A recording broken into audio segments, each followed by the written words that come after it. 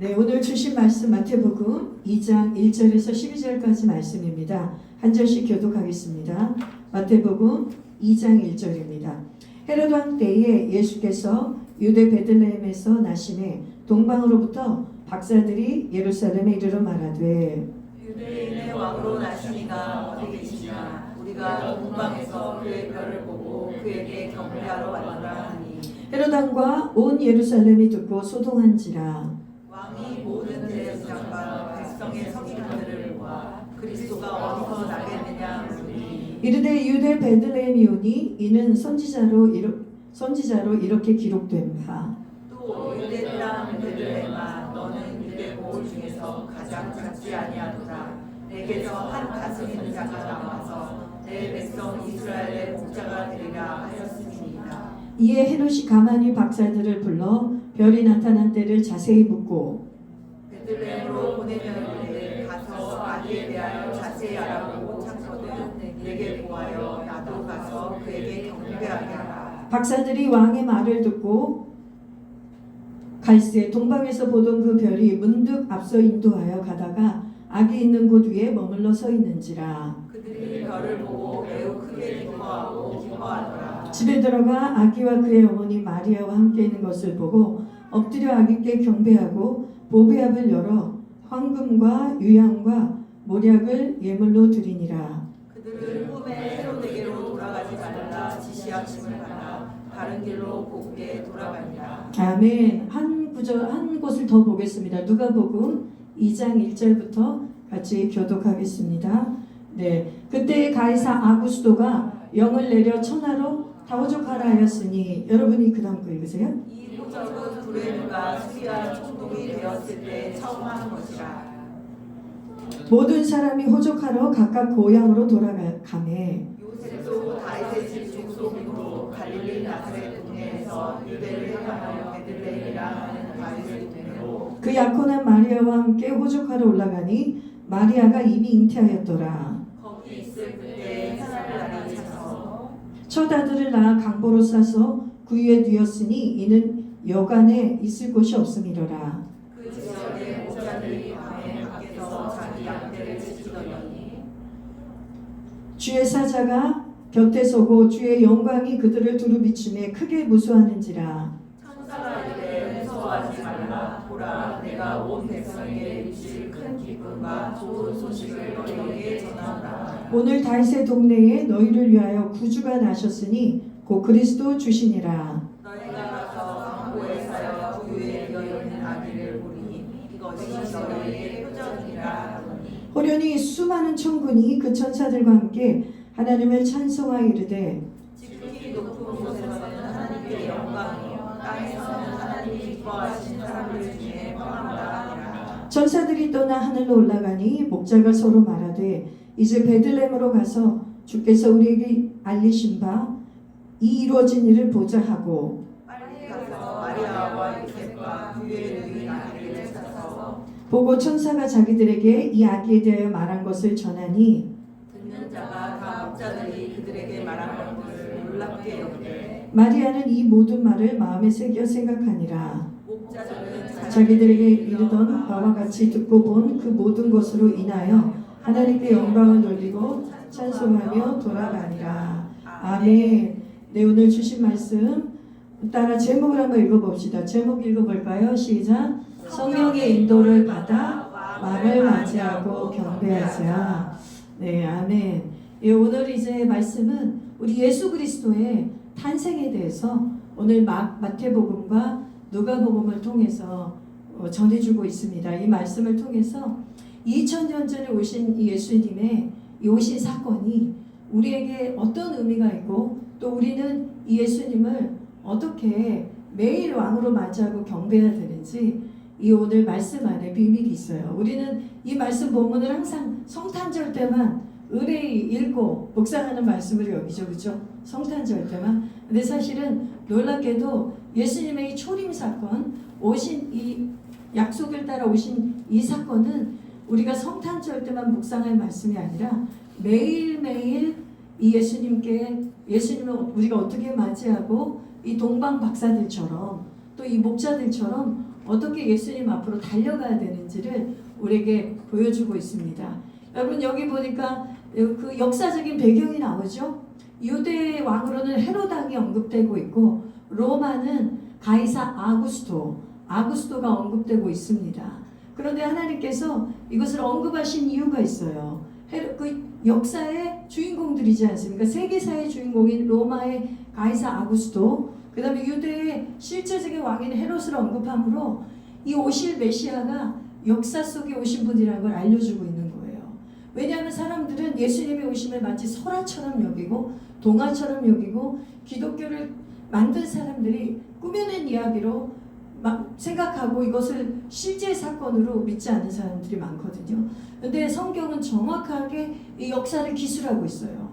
그리고 하나님께서는 예수 그리스도께서 베들레헴에서 오시기로 작정되었기 때문에 로마의 가이사 아구스토까지 움직여서 모든 사람들이 호적 있는 곳으로 돌아가서 자기의 호적을 다시 올리라. 한마디로 인구조사라고 사람들의 그 위치를 추적하고 로마가 이 전체적인 그 제국을 어떻게 운영하기 위해서 잘 운영하기 위해서 한 칙령이거든요.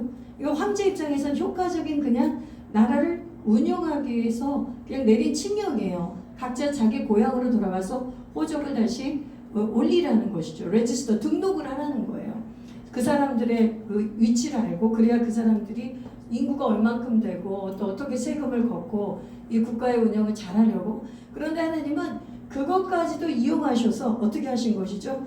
미가서 5장 2절에 오늘 말씀 나온 것처럼 예수 그리스도께서 어디서 나시느냐, 메시아가 어디서 나시느냐 물었을 때 미가서 5장 2절을 대제사장과 서기관들이 찾아서 얘기해 주거든요. 이 약속의 말씀을 하나님은 그대로 성취하는 것을 볼 수가 있습니다. 여러분 이 예수님께서는 이 초림의 사건처럼 역사 속에 오시는 걸 믿으십시오. 2000년 전에 이 로마 제국 시대에 헤롯이 유대인의 왕으로 있던 시대에 예수님이 아기 예수로 인간으로 이 땅에 오신 예수님께서는 이 성경에 언약되는 것처럼 이제는 만왕의 양으로 모든 만물의 심판주로 재림의 주로 역사 속에 오실 것을 믿으시길 바랍니다. 우리는 예수님이 오신 그 초림과 이 재림의 중간에 있고, 그리고 많은 믿는 자들이 믿기로는 거의 예수님의 마지막 오시는 재림에 가까이에 사는 이 마지막 시대에 부름받은 마지막 성도들입니다. 근데 이 마지막 성도들이 예수님의 초림의 오늘 이야기를 듣고 주님을 날마다 맞이하고 경배하는 그 영성을 가져야 다시 오실 재림의 예수님을 맞이할 수가 있어요. 그래서 이 초림 이야기는 절대로 크리스마스 때만 듣는 얘기가 아닙니다. 여러분 여기서는 두 종류의 사람이 나타납니다. 어떤 사람이냐면 예수님이 오심을 알고 있지만 예수님을 맞이하지 않는 사람들. 그런데 또 다른 부류들은 예수님을 오는 것을 알 뿐만 아니라 예수님이 오시는 것을 갈망하며 기다리며 거기에 온 심혈을 기울인 두 부류가 나와요. 그게 누구냐면 또 한쪽은 헤롯 왕과 또 유대 제사장들과 서기관들입니다. 그들처럼 메시아의 오심을 아는 부류가 어디 있을까요? 이들은 율법을 맡은 자요, 종교적 지도자들이었어요. 동방에서 별을 연구하는 지혜자들이, 다시 말하면 이건 동방 박사들로 되어 있지만 영어로는 와이즈맨으로 되어 있어요. 지혜자들. 또 다른 번역으로는 점성가들이라고도 얘기해요. 별을 연구하는 것은 옛날에 점쟁이나 하는 그런 일들이 아닙니다. 지금은 별로 점치고 이런 거를 점성가라고 생각할지 모르지만 그때 당시에 이 와이즈맨, 지혜자들, 동방 박사들은 아주 뛰어난 지혜자들이에요. 학문을 가진 자들이에요. 이 하늘의 별을 보고 연구하는 거예요. 이 하늘의 별의 움직임을 보고 이 역사를 예언하기도 하고 오실 왕들을 예언하기도 하고 예언을 받기도 하고 계시를 받기도 하고 그 시대의 어떤 흐름을 쫓아가는 그런 지혜자들이며 어떻게 보면 가장 철학적이고 가장 사색적이고 가장 영적인 부류의 사람들이 이 동방 박사들이거든요. 근데 이들은 유대인이 아니에요. 동방에 있는 박사들이라고 언급한 거 보면 이들이 유대인이면 유대인이라고 말하셨겠죠. 동방이 지금으로 말하면 페르시아나 그쪽에 동방 어느 쪽이라고는 언급되지 않습니다. 근데 거기서 별을 연구한 자들이 위대한 왕이 나타날, 위대한 사람이 나타날 때 보여지는 그 별을 발견한 거예요. 별을 연구하는 사람이기 때문에 그들은 그것을 계시를 받은 것입니다. 근데 그들은 별의 연구를 통해 받았지만 결국은 이 계시도 누구의 계시일까요? 오늘 제가 제목을 받은 것처럼 성령의 계시입니다. 여러분, 천지 만물을 품으시고 창조하신 창조형 성령은 모든 만물을 통해서 사람들에게 지혜를 가르치시고 계시할 수 있는 분이세요. 그러니까 이들은 아직 하나님도 잘 모르고 예수님을 더더욱 모른다 할지라도 하나님은 그 천체를 통해서 이 별의 연구를 통해서 저 유대 나라에 왕이 난다. 근데 그 왕은 일반적인 왕이 아니라 위대한 왕이 이 세계사 속에, 이 역사 속에 위대한 왕이 난다는 것을 이 지혜자들은 깨달은 거예요. 그래서 이들이 이 멀리까지 그 왕의 나심을 보고 그 왕께 경배하려고, 그 왕의 오심을 맞이하려고 그 먼 길에서 그들이 성령의 인도하심을 따라 별을 따라, 주님이 성령은 별을 보고 깨닫게 하셨고 나중에는 결국 그 별을 통해서 그 마부간까지 인도해 주시는 그 별의 인도하심을 받아서 왔습니다. 그런데 보십시오. 다른 헤롯 왕과 이 유대인의 서기관들, 말씀을 맡은 자는 어떻습니까? 이제 소동이 벌어졌죠. 이들의 상식상으로는 왕이 태어날 곳은 어디겠습니까, 여러분? 왕이 태어나려면 어디에 태어나야 돼요? 왕궁에 태어나야죠. 왕자님이 태어나는데 왕자님이 들에서 태어나거나 산에서 태어날 리는 없지 않습니까? 그러니까 이들의 상식으로는 어디를 먼저 찾아간 것이죠? 헤롯 궁전을 먼저 찾아간 것이죠. 헤롯 대왕이 살고 있는. 그러니까 난리가 난 것입니다. 소동이 벌어진 것입니다. 유대인의 왕을 만나러 왔습니다. 우리는 그 별을 연구하는 자들입니다. 왕이 어디 있습니까? 그랬더니 헤롯 왕이 이제 난리가 나서 이들에게 소동이 나서 백성들을, 대제사장과 율법을 맡은 자들을 모아서 도대체 메시아는 어디서 태어난다고 성경에 돼 있느냐. 헤롯 왕이 그것도 모르는 거예요. 유대인의 왕이지만 율법과 상관없이 자신의 그 권력을 가지고 인간적인, 자신이 왕이 돼서 사는 자들은 왕이 어디서 난지 알지 못합니다. 그리고 말씀에 관심도 없어요. 그러나 종교를 맡은 자들은 어떻죠? 알고는 있어요. 이 두 부류의 사람을 보십시오. 완전히 세속주의의 원형, 세속주의의 완전히 한 타입인 전형적인 인물 헤롯은 왕의 오심을 맞이할 수가 없어요. 그러나 종교적인 그 전형인 이 율법사들과 서기관들도 알긴 아는데 왕을 맞이하진 않아요. 이들이 정보는 줍니다. 이 동방박사에게 뭘 줘도 정보를 주죠. 성경에 보니까 위대한 유대인의 왕 그리스도가 나시는 곳은 우리의 다윗이 태어났던, 우리의 성군, 우리의 왕 중의 왕이었던, 우리의 조상 중에 최고의 왕이었던 다윗 왕이 태어났던 그 같은 고향 베들레헴입니다. 그것을 알려줍니다. 하지만 이들이 정말 그걸 믿었다면 베들레헴에 같이 쫓아가야 되는 거죠. 율법사들과 이 서기관들과 대제사장들과 헤롯 대왕이 정말 그리스도의 나심을 맞이하고 왕의 오심을 정말 기다렸다면 이들도 박사들과 함께 그 왕을 경배하러 어디로 가야 됩니까? 박사들이 별을 따라간 것처럼 그렇게 가야 됩니다. 그렇죠? 그러나 그들은 어떻죠? 가지 않습니다. 알고 있지만, 왕이 오심을 알고 있지만 왕에 대한 경외감이 없어요. 왕을 맞이할 마음이 없어요. 왜냐하면 여러분 왜 그런지 아십니까? 왜 그럴까요? 자신이 왕이 되었기 때문이에요. 헤롯은 세속주의 전형이에요. 우리도 세속주의로 세상이 좋아서 사는 사람들은 세상에 있는 것들을 추구하기 때문에 내가 왕이 돼서 세상의 것들을 취하는 것에만 급급해요. 세상의 권력을 취하고 세상의 것을 취하는 것에 급급하기 때문에 왕이 오시는 걸 알아도 그건 나하고 아무 상관이 없어요. 왜냐하면 그들에게는 왕이 필요가 없는 것이에요. 내가 왕이 돼서 이 세상과 더불어 헤롯 대왕처럼 살면 되는 것입니다. 그리고 나중에 다음 주에 말씀 전하겠지만 오히려 왕을 대적하는 대적자로 자신의 모습이 탈바꿈됩니다. 왕의 오심을 너무나 싫어하고 너무나 거역하고 너무나 원치 않아서 2살 이하의 아이를 다 죽여버리는, 아기 예수님이 오시는 길을 막기 위해서 헤롯 대왕은 그렇게, 헤롯은 왕의 대적자로 설 수밖에 없어요. 그리고 종교적인 사람도 보십시오. 자신들이 종교를 가지고 있지만, 자신들이 율법과 종교를, 기득권을 누리지만 자신이 왕노릇하고 있어요. 그 율법에서 계속 계시하고 있으신 분이, 구약에서 계속 계시된 분이 예수 그리스도신데 그 그리스도를 맞이하러 갈 마음이 없는 거예요. 왜냐하면 자기가 왕이 되어 있기 때문이에요. 여러분, 그런데 이런 모습이 우리 안에 있습니다. 여러분 보십시오. 세상 사람들이 어떻습니까? 헤롯 대왕과 같습니다. 예수님이 필요가 없어요. 이 세상에서 정말 즐겁고 놀기에도 너무나 바빠요. 이 세상 사람들의 대부분은 만몬이 신이 되어 있습니다. 돈이 신이 되어 있어요. 돈이 신이 되어 있어서 그 돈을 쫓고 어떻게 하면 돈을 더 벌고 어떻게 하면 그것이 그들에게는 온통 관심사예요. 그러니 예수님이 들어갈 자리가 어디 있겠습니까? 예수님을 맞이하고 예수님을 경배할 마음이 조금도 그들의 마음의 처소에는 예수님이 왕으로 머무실 수가 없어요. 다른 세상의 것으로 가득 차 있기 때문이에요. 그리고 종교적인 사람은 종교의 행위와 율법의 행위와 제사를 지내고 모든 행위는 있지만 실제로 왕에 대해서 관심이 없는 거예요. 그래서 예수님께서 그렇게 율법사들을 독사의 자식이라고 욕을 하신 거예요.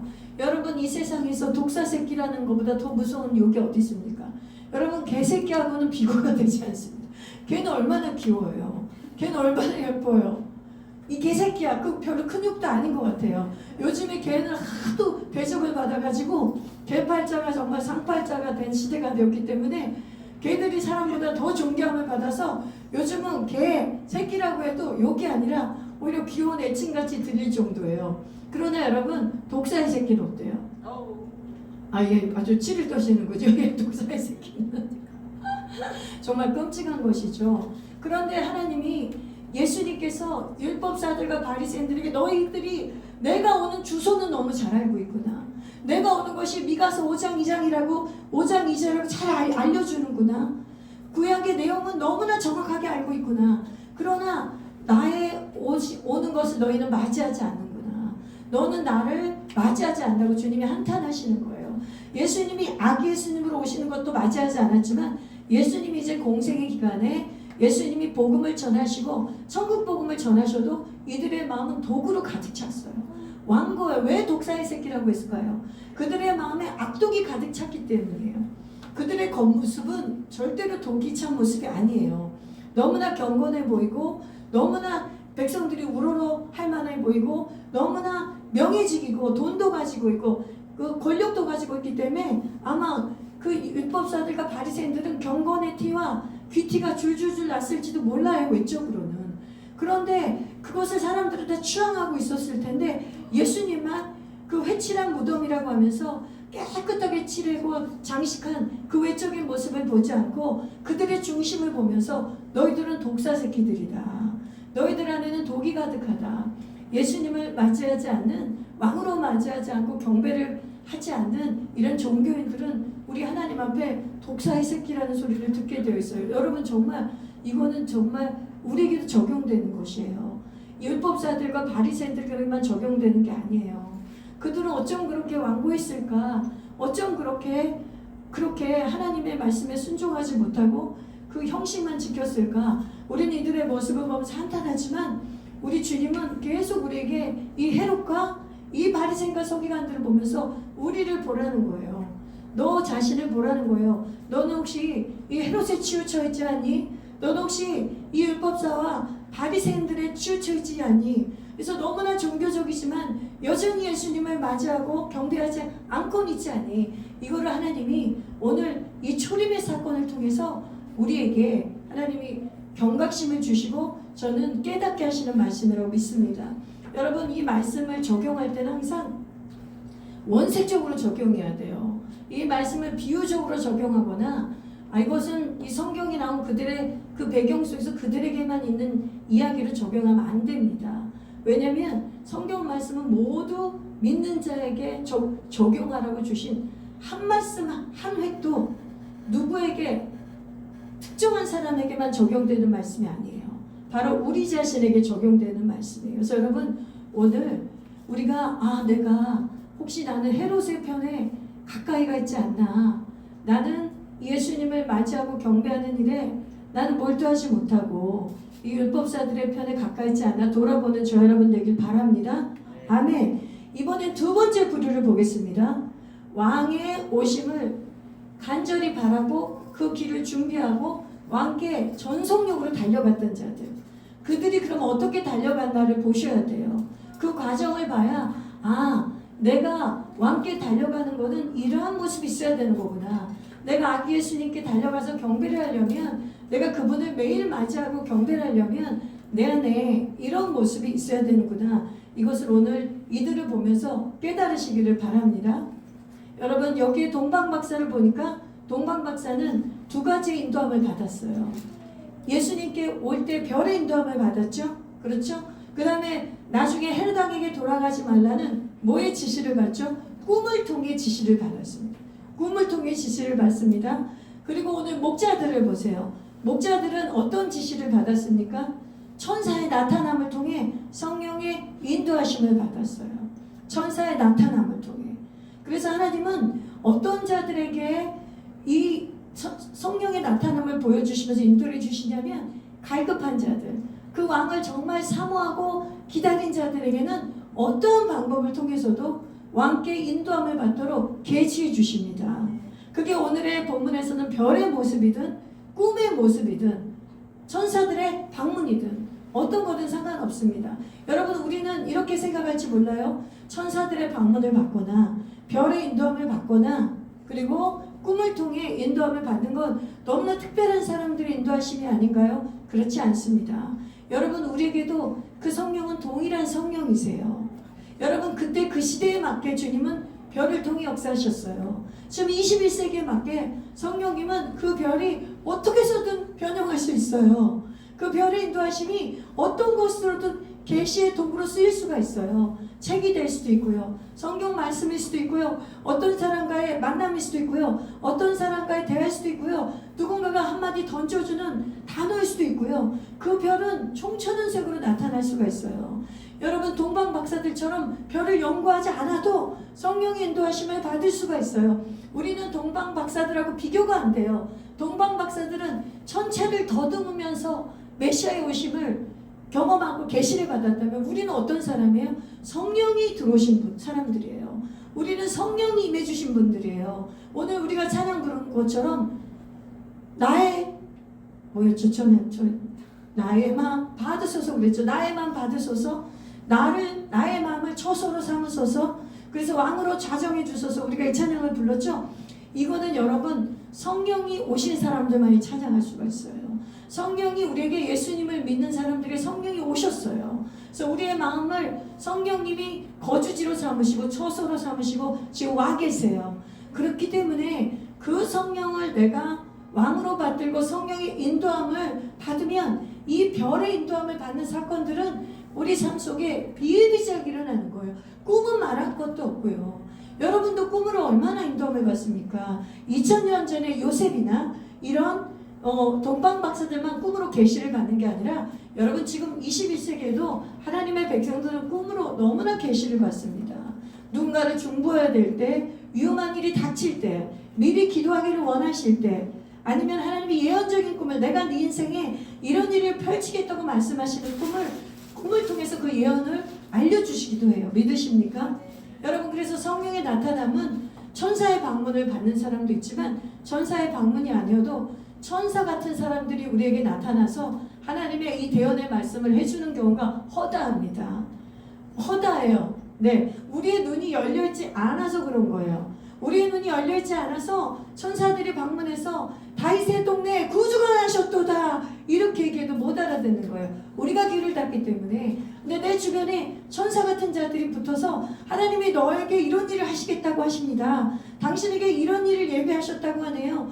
내가 당신을 위해 기도하는데 이런 일들이 느껴집니다. 이런 감동이 올라옵니다. 이 말씀을 묵상해 보세요. 다 하나님께서 이 목자들에게 나타난 천사들과의 방문하고 비교가 안 되는 방문입니다. 우리가 영적으로 그를 캐치를 못해서 그러는 거예요. 우리 영이 너무나 둔감해서 우리의 성령의 인도하심을 받지 못할 뿐이에요. 여러분, 주님은 이렇게 갈망하고 간절히 찾는 자에게 나타나십니다. 이 목자들이 여러분 한둘이었겠습니까? 여러분 생각해 보세요. 목자들이 한둘이었겠냐고요. 그 양치는 목축을 하는 것이 주된 일이 팔레스틴 안에, 이스라엘 안에 목자들이 얼마나 많았겠습니까? 그런데 하나님은 그 목자들에게 나타나신 거예요. 그 목자들에게 나타나신 거예요. 하나님의 이유가 있어요. 그들이 물론 선택받은 하나님의 주권적인 은혜를 받고 선택받은 자들이지만 그들 안에 반드시 메시아를 갈망하는 자들이었던 것이에요. 메시아를 갈망하지도 않고 오늘도 양새끼를 키우고 내가 양이 얼마나 더 불어날까 이것만 연구하는 세속적인 목자였다면 세속적인 목자들이었다면 천사의 방문이 나타날 리가 없죠. 그 하늘의 영광을 주님이 아무에게나 보여주십니까? 페르시아 저쪽 동방 쪽에 이렇게 지혜자들이 한둘이었겠습니까? 별을 연구한 자들이 한둘이었겠어요? 그러나 이 세 사람은 달랐던 거예요. 이 왕의 오심을 갈망하고 기다리고 연구했던 자들이에요. 그래서 자신이 보배압을 열어서 왕을 만나면 어떻게 내가 그분에게 예물을 갖춰서 예배를 드릴까? 그 예물을 준비해서 온 자들이에요. 여러분 잠언 18장 17절에 이런 말씀이 있습니다. 그 PPT는 없어요. 나를 간절히 찾는 자가 나를 만날 것이요 나를 사랑하는 자가 나의 사랑을 입으리라. 여러분 주님은 이 땅에 이 세상의 구주로 모든 사람에게 공평하게 나타나셨어요. 그러나 주님을 원하고 오늘 또 찬양이 어쩜 이렇게 오늘 본문하고 맞는지 주께 가까이 내가 주님을 갈망합니다. 나를 주님의 사랑으로 채워주세요. 그 사랑으로 채워줘야 제가 진정한 하나님께 사랑을 드릴 수 있습니다. 진정한 찬양을 드릴 수 있습니다. 진정한 경배를 드릴 수 있습니다. 이렇게 갈급한 자에게 우리 주님이 나타나 주시는 거예요.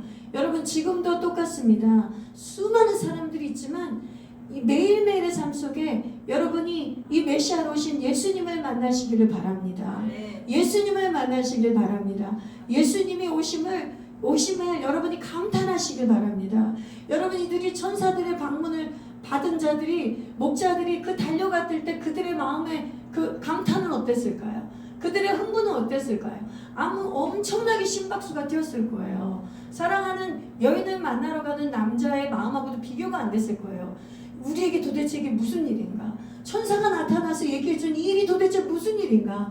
하늘에는 영광이요 이 땅에 하나님을 기뻐하는 자들에게 평화로다. 이 천군 천사가 저 영광으로 임해준 이 사건을 내가 볼 수 있다니 그 왕이 우리가 그토록 기다리던 구세주가 저 베들레헴에 다윗의 동네에 나셨다니 그 흥분과 그 벅찬 감격으로 너무나 뛰어갔을 거예요. 그렇지 않습니까? 그런 감격적인 순간에 맹숭맹숭 갈 수 있는 사람이 있겠어요? 거의 엑스터시, 거의 마약을 먹은 것보다 더한 그 화물감이나 그런 벅찬 감격으로 갔을 거예요. 오늘 동방 박사들에 대해서는 어떻게 표현합니까? 별을 보고 너무나 크게 기뻐했다는 거예요. 마구간에 별이 인도하는 것을 보고 자기들이 따라왔던 그 별이 이제는 자기네들은 그 성령의 음성을 모르니까 그 별을 따라왔지만 자신의 상식적으로 왕궁에 갔지만 왕궁이 아니라고 말하면서 성령께서 하나님께서 별을 통해 자신들이 다 보고 왔던 그 별을 통해 마구간으로 베들레헴을 인도할 때에 그 별을 보고 이들이 어땠다는 거예요? 크게 기뻐했다는 거예요.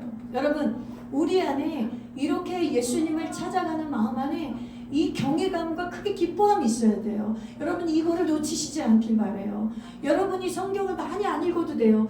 매일의 임재 속에 그 경외감을 놓치지 않으면 돼요. 여러분 성경을 많이 읽어도 경외감을 놓칠 수 있어요. 율법에 능한 자들 보세요. 이 종교에 능한 자들 보세요. 주님을 찾아가지 않잖아요. 주님의 오심을 너무나 잘 알고 있는데 그분을 맞이하고 그분 앞에 가서 경배하고 그분 앞에 가서 흥분하며 그분 앞에 가서 열정적으로 그 마음을 드릴 마음은 그들 안에 없잖아요.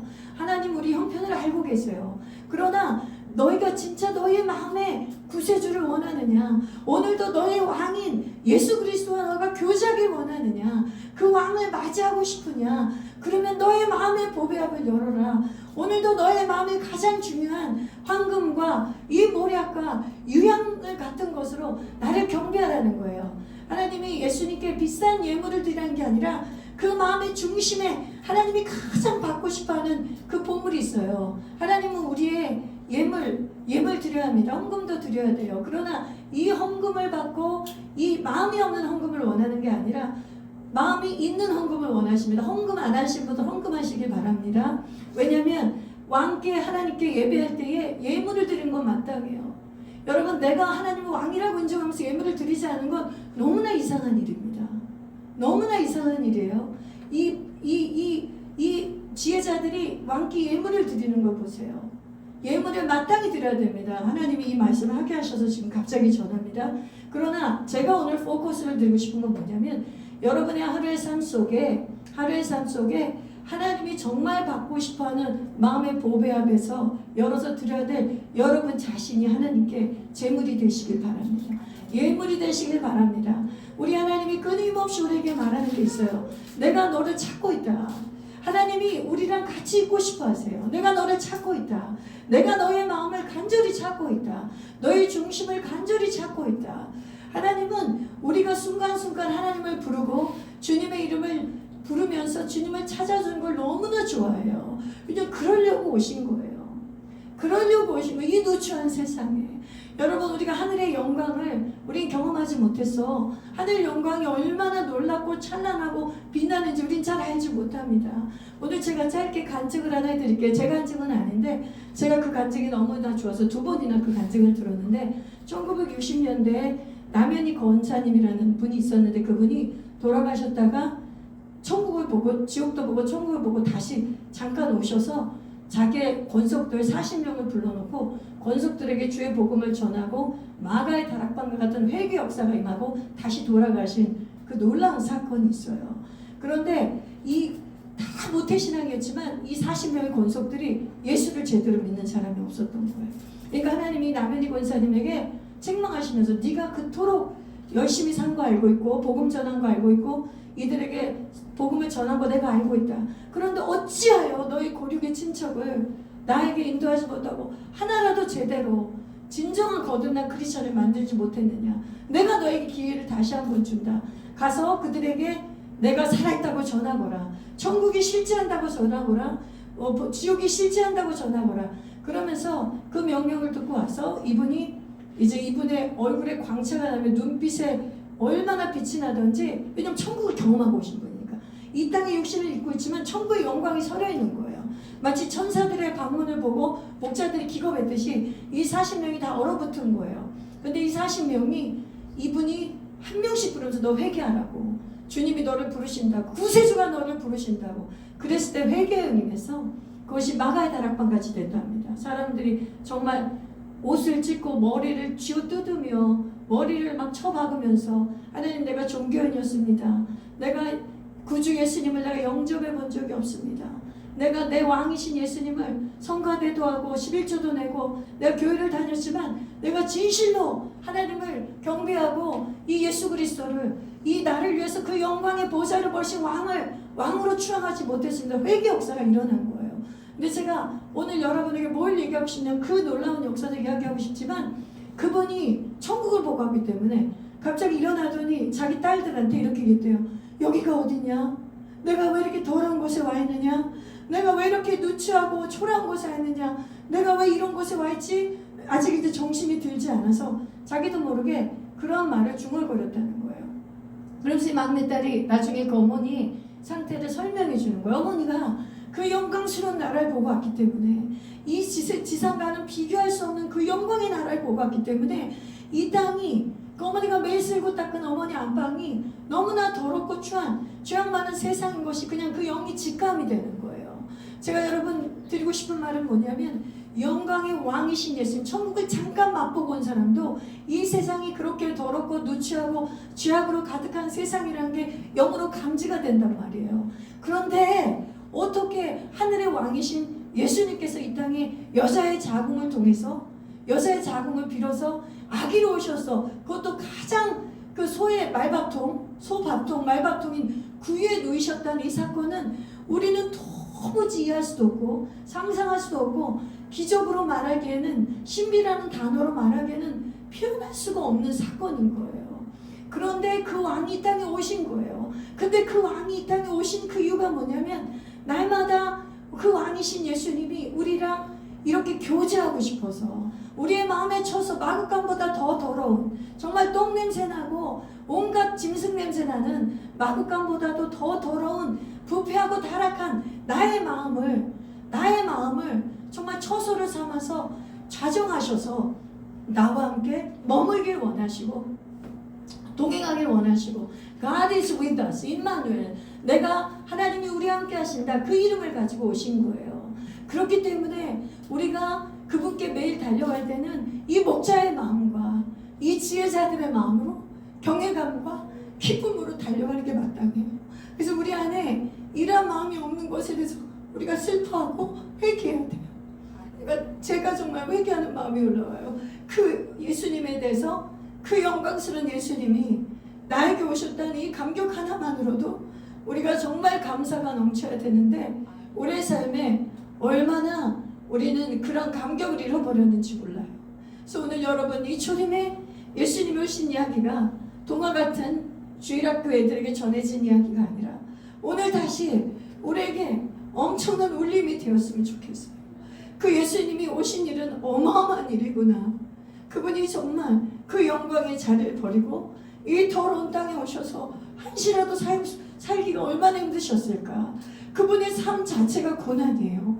십자가에서 죽으시고 찢어지고 피를 흘리신 그것만 고난이 아니라 영광의 왕이, 하나님의 본체이신 그분이, 삼위일체 하나님께서 하나가 되셔서 그 영광을 누리시던 그분이 어떻게 이 죄악 많은 세상, 이 더러운 세상에 와서 우리와 함께 해주시고 죄인들의 친구가 돼주시고 사람 취급도 안 하는 창녀들을 고귀하게 받아주시고 제자로 삼아주시고 수제자로 삼아주시고 그렇게 가까이 해주시고, 여러분 그 주님의 사랑을 이 초림의 사건 통해서 다시 한번 우리가 깨달았으면 좋겠습니다. 우리가 이것을 놓치니까 계속 우리는 미가서 5장 2절을 얘기해주는 바리새인들처럼, 서기관들처럼 성경은 알고 있지만 메시아를 만나러 가지 않는 거예요. 그 왕을 가서 그 벅찬 감격과 감사와 기쁨으로 그분이 마땅히 받아야 될 영광을 그분께 드릴 수가 없는 거예요. 그래서 여러분, 이 시간에 정말 주님께서 저에게도 말씀하시고 우리에게 말씀하십니다. 너희가 너희에게 임한 그 왕이 어떠한 가치인지를 기억하라. 그것을 인정하라. 그냥 일반 왕 중의 왕이 아니다. 만왕의 왕이요, 하나님의 본체신 그분이 나를 위해 정말 이 땅에 오셨다면 내가 그분에게 갖춰야 될 예는 어떤 것이며 그분께 드려야 될 예물은 어떤 것이며, 정말 우리의 모든 것을 다 드려도 아낌이 없어야 되지 않겠습니까? 그런데 여전히 우리는 우리 주님께 나의 시간을 드리기가, 나의 재정을 드리기가, 나의 삶을 드리기가 너무나 여전히 아깝다면, 여러분 우리는 왕을 맞이하러 가는 목자나 이 동방박사의 그룹에 있는 사람들은 아니에요. 우리는 헤롯 왕이나 이 바리새인들과 같은 이 그룹에 가까이 있다고 저는 생각합니다. 여러분 오늘 이 말씀을 듣고 우리가 회개하고 돌이킵시다. 그래서 이 초림에 오신 예수님을 지금도 여전히 매일 나에게 찾아오시는 그 예수님을 여러분이 열렬히 맞이하고 기쁨과 경외함으로 사랑으로 맞이해서 왕께 합당한 경배를 드리시길 바랍니다. 아멘. 왕께 합당한 사랑을 드리시길 바랍니다. 마음의 보배합을 열어 가장 좋은 곳으로 그분을 섬기시기를 예수님의 이름으로 축원합니다. 아멘. 네, 이 시간에 같이 기도하겠습니다.